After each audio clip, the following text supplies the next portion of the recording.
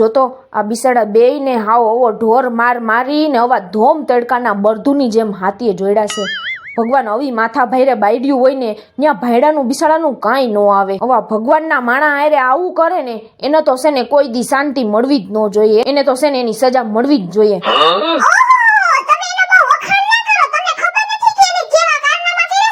કા કારનામા છે ને કારનામા કાંઈ કારનામા કે નથી. વેજો ને જીવો તો બિસાડા બે ભગવાનના માણા છે.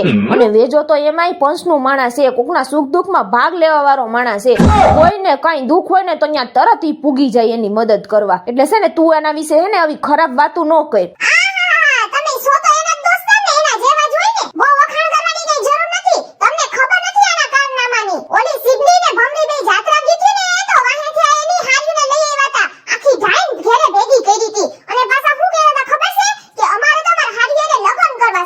લગન થઈ ગયા તો હજી ધરાતા નથી તેની હારીવારે ને પૈણવા જાવ તો મરી ગયા ને આની એને તો આવું જ થવું જોઈએ.